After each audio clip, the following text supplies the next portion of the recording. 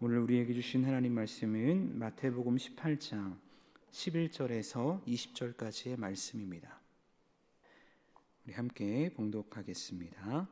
너희 생각에는 어떠하냐? 만일 어떤 사람이 양 100마리가 있는데 그 중에 하나가 길을 잃었으면 그 99마리를 산에 두고 가서 길 잃은 양을 찾지 않겠느냐? 진실로 너희에게 이르노니 만일 찾으면 길을 잃지 아니한 99마리보다 이것을 더 기뻐하리라. 이와 같이 이 작은 자 중에 하나라도 있는 것은 하늘에 계신 너희 아버지의 뜻이 아니니라. 내 형제가 죄를 범하거든 가서 너와 그 사람과만 상대하여 권고하라. 만일 들으면 내가 내 형제를 얻은 것이요, 만일 듣지 않거든 한두 사람을 데리고 가서 두세 증인의 입으로 말마다 확증하게 하라. 만일 그들의 말도 듣지 않거든 교회의 말하고 교회의 말도 듣지 않거든 이방인과 세리와 같이 여기라. 진실로 너희에게 이르노니 무엇이든지 너희가 땅에서 매면 하늘에서도 매일 것이요, 무엇이든지 땅에서 풀면 하늘에서도 풀리리라. 진실로 다시 너희에게 이르노니 너희 중에 두 사람이 땅에서 합심하여 무엇이든지 구하면 하늘에 계신 내 아버지께서 그들을 위하여 이루게 하시리라.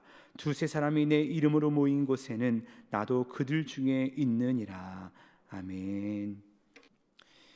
함께 말씀을 보도록 하겠습니다.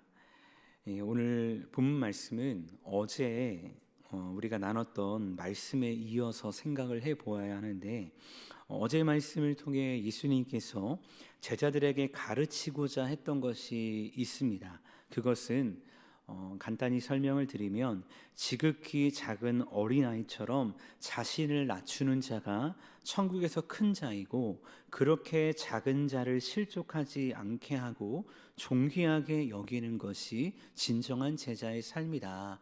나는 너희가 그러한 삶을 사는 제자가 되면 좋겠다라고 말씀하시면서 진정한 제자도가 무엇인가라는 것을 말씀을 통해 보게 되었습니다. 그런데 이 말씀을 들은 제자들의 반응이 어땠을까라는 생각을 하게 됩니다. 아마 머리를 한 대 꽉 맞은 것처럼 멍하니 예수님을 바라보고 있었을 것입니다. 왜냐하면 예수님의 대답은 이들이 진정으로 원했던 대답이 아니었기 때문입니다. 어떤 제자는 여전히 예수님의 대답을 듣고서 의미를 몰라서, 아니 지금 우리가 예수님께 그걸 물어본 게 아닌데 왜 저런 얘기를 하시지? 하며 되게 좀 힘들어하는 제자도 있었을 것입니다. 어떤 제자는 예수님이 무엇을 말씀하시는지 머리로는 알겠는데 진정으로 와닿지가 않아서 마음이 불편하고 또 힘들었던 제자도 있었을 것입니다. 그래서인지 예수님께서 다시 제자들에게 질문의 형식으로 말씀을 하시는데 이렇게 말씀하십니다. 12절 초반에 보니까 너희 생각에는 어떠하냐라고 예수님께서 말씀을 하십니다. 이 말에는 많은 의미가 있을 것입니다. 그럼 너희의 생각은 무엇이냐? 너희들의 마음은 어떤 마음이냐? 이런 말씀을 하시는 것이죠. 그리고 이 질문과 함께 예수님의 또 다른 비유가 등장하는데 그 비유는 우리가 너무나 잘 알고 있는 잃은 양 비유였습니다. 근데 여러분, 이 비유를 말하기 전에 이 모습을 보면서 참 예수님의 이 인내와 사랑, 참 너무나 대단하다라고 느껴지지 않으십니까? 이 정도면 예수님도 좀 화를 내고, 야, 넌 도저히 안 되겠다, 제자에서 탈락이다, 그만 하산해라 라고 이야기할 만한데, 끝까지 가르치고 그 가르침대로 변화되기를 원하시는 그 예수님의 마음을 볼 때, 야, 오늘을 살아가는 우리의 삶 가운데, 또 목회자로서 리더로서 살아가는 우리의 삶 가운데 이 예수님의 마음이 있는가, 이 예수님의 인내와 사랑이 있는가 한번 질문해 보게 된다는 것입니다. 결국 예수님은요, 다시 한번 제자들에게 이 가르침에 대한 확신을 심어주기 위해서 잃은 양 비유를 말씀하시면서 한 영혼의 소중함을 말씀하시는 것입니다. 이 말씀을 통해 그들에게 주고자 하는 핵심 메시지가 무엇이냐면 실족하는 사람이 없어야 한다는 것입니다. 실족하는 사람을 만들면 안 된다는 것입니다. 그런 사람의 삶이 천국에서 큰 자이다라는 것을 예수님께서 말씀하신다는 것이죠. 사실 이 잃은 양 비유는요, 누가복음 15장에도 등장을 합니다. 동일한 이야기로 등장을 합니다. 근데 이 이른 양 비유를 기록했던 누가와 마태가 이것을 기록한 목회적인 관심은 약간 다른 측면에서 기록했음을 보게 됩니다. 이게 무슨 말이냐면요, 누가복음에서는 예수님께서 세리와 죄인들과 함께 하시는 배경이 나옵니다. 그리고 그 모습을 본 바리새인과 서기관들이 수군거리며 이렇게 말합니다. 이 사람이 죄인을 영접하고 음식을 같이 먹는다 하더라 라고 말씀하십니다. 그리고 바로 그 말씀을 들었던 예수님께서 수군거리는 바리새인과 서기관들을 향해서 그들에게 들으라고 이 이른 양 비유를 말씀하시는 것이죠. 근데 오늘 본문이었던 마태복음에서 이른 양 비유는 무엇입니까?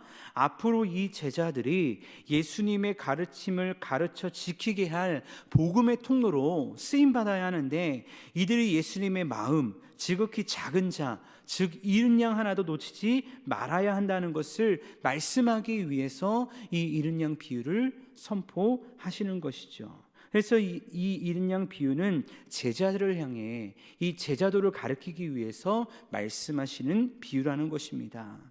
근데 사실 여러분, 우리가, 저도 마찬가지고 목회를 하고 여러분의 리더로서 사역을 하다 보면 어떠신가요? 여기 교구장님도 계시고 순장님도 계시지만 내 말을 잘 들어주지 않고 좀 불평하고 원망하는 사람보다는 내 말을 잘 들어주고 잘 경청해주고 순종해주고 따라주는 사람에게 더 마음이 끌릴 때가 있습니다. 이른 양보다는요, 내 주변에 있는 좋은 양들을 더 마음으로 이렇게 가까이 갈 때가 있다는 것이죠. 그런데 예수님의 마음은 누구를 향해 있는 것입니까? 이른 양을 향해 가 있다는 것입니다. 인간적으로 계산할 때 많이 들어보셨겠지만 100마리의 양 중 99마리의 양을 제쳐두고 그 말 듣지 않고 길을 잃어버린 한 마리의 길을 잃은 양을 찾는 것은 정상이다라고 보기 힘들다는 것이죠. 양은 시력이 매우 좋지 않은 동물이라는 거 많이 들어보셨을 것입니다. 그래서 목자가 없으면 양은 자신이 어디로 가는지 모르고 떠돌아 다닙니다. 양은 앞에 있는 그 양의 꼬리를 보면서 따라가는 것이 양의 습성인데, 한 마리의 양을 찾다가 99마리의 양에게 문제가 생긴다면 어떻게 될까요? 그러니까 인간적인 계산으로 생각할 때 별로 소득이 없는 행동이라는 것을 우리는 알 수 있다는 것입니다. 근데 여기서 중요한 한 가지 사실이 있습니다. 세상의 가치로 볼 때 99마리의 양이 중요하지만 이른 양 한 마리가 중요한 이유가 있다는 것입니다. 그것이 무엇이냐? 오늘 말씀을 통해 예수님 말씀하시는데, 이른 양을 통해서 기쁨을 누릴 수 있다는 것입니다. 어떤 기쁨을 누릴 수 있습니까? 회복의 기쁨을 누릴 수 있습니다. 찾은 기쁨을 누릴 수 있다는 것입니다. 가끔 뉴스를 보면 어릴 때 아이를 잃어버려서 평생을 그 아이를 찾아 전단지를 뿌리고 찾아다니는 어머니의 이야기를 어떤 기사나 뉴스나 신문을 통해서 보게 되어집니다. 여러분, 그 어머니에겐 다른 자녀가 없을까요? 다른 가족이 없을까요? 아니요, 가족도 있고 자녀도 있더라고요. 근데 그 어머니의 마음에는 잃어버린 자녀를 향한 애끓는 마음이 있더라는 것입니다. 그래서 그 아이를 찾기 위해 고군분투하며 노력하며 애쓰는 그 어머니의 마음을 우리는 아마 공감할 것입니다. 근데 그것이 바로 우리 하나님 아버지의 마음이라는 것이죠. 그리고 제자들은 이 마음으로 하나님의 나라를 세우는 복음의 통로가 되어야 한다는 것을 예수님께서 제자들에게 말씀하시는 것입니다. 그래서 오늘 본 말씀 13절 14절 말씀 보니까 이렇게 말씀합니다. 진실로 너희에게 이르노니 만일 찾으면 길을 잃지 아니한 99마리보다 이것을 더 기뻐하리라. 이와 같이 이 작은 자 중에 하나라도 잃는 것은 하늘에 계신 너희 아버지의 뜻이 아니니라 라고 말씀을 하신다는 것입니다. 그리고 이후에 등장하는 15절에서 20절 말씀에서는 앞선 이른 양 비유가 제자들이 살아가는 삶, 즉 공동체 안에 구체적으로 적용이 되는데, 15절 말씀에서 이렇게 시작을 합니다. 내 형제가 죄를 범하거든 이라고 시작을 합니다.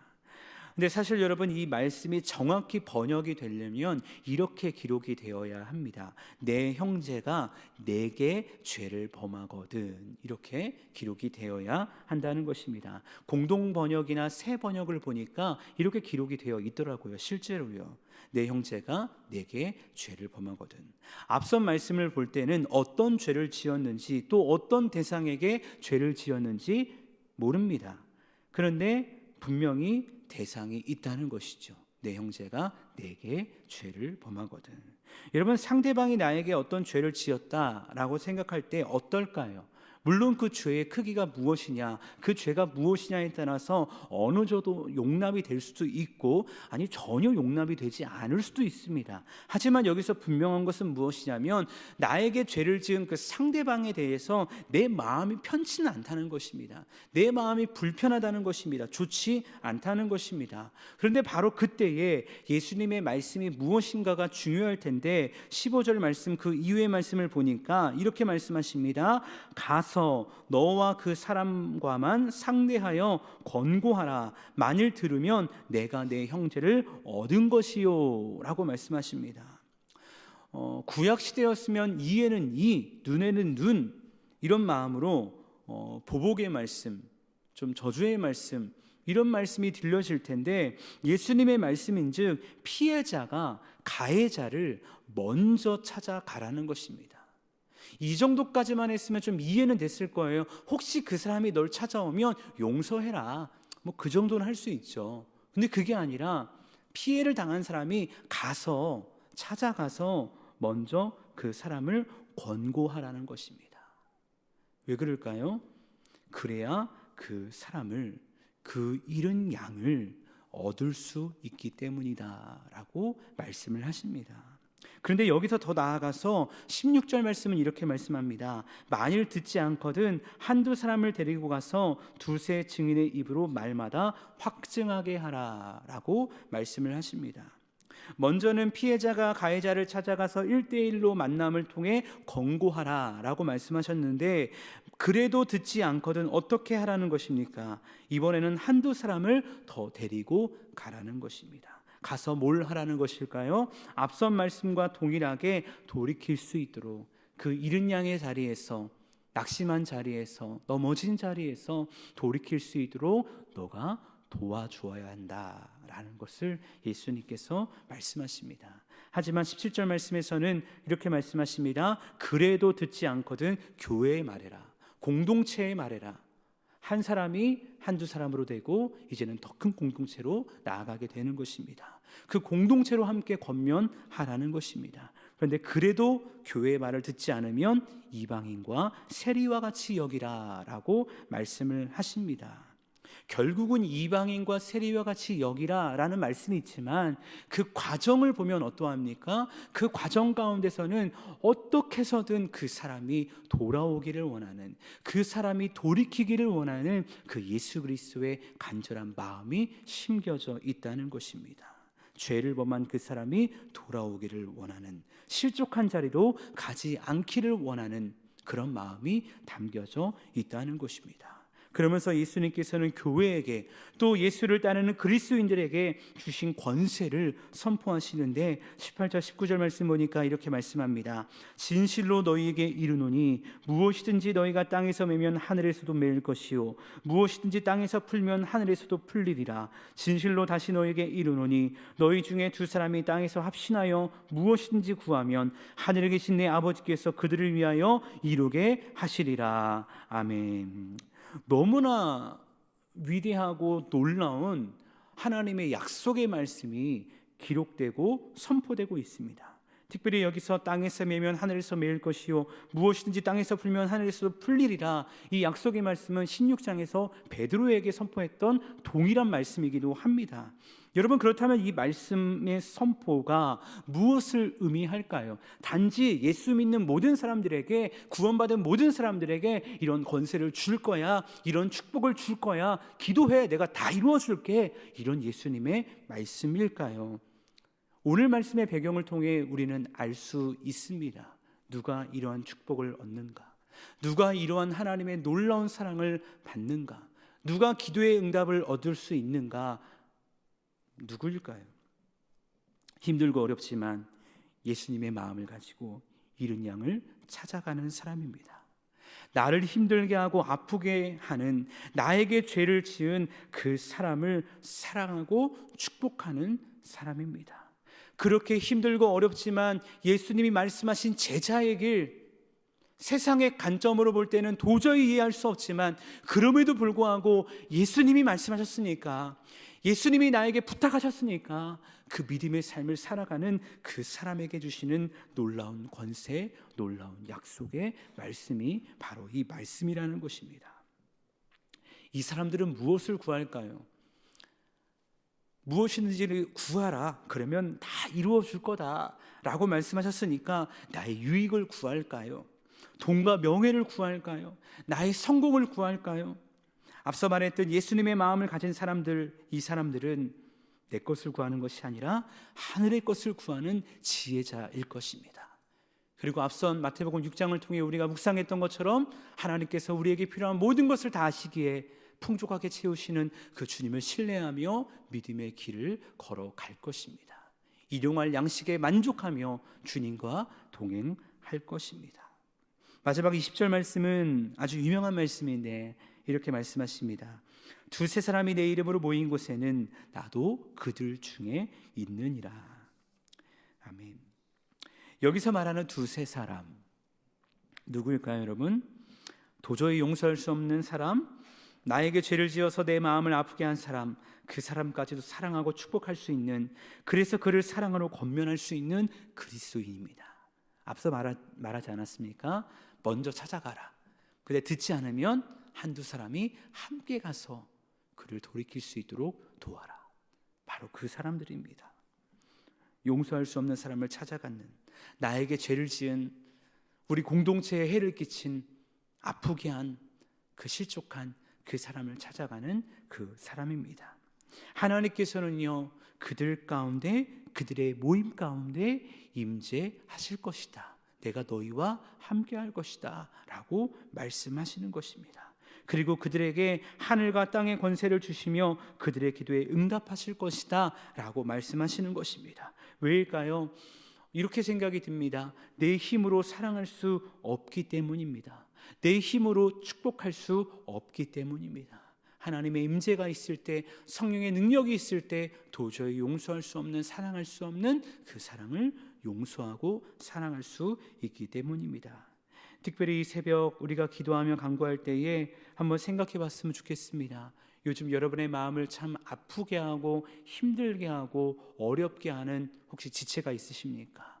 그런 형제가 있으십니까? 그런 자매가 있으십니까? 혹시 그 사람이 우리 신앙의 공동체 안에서 함께 만나는 사람입니까?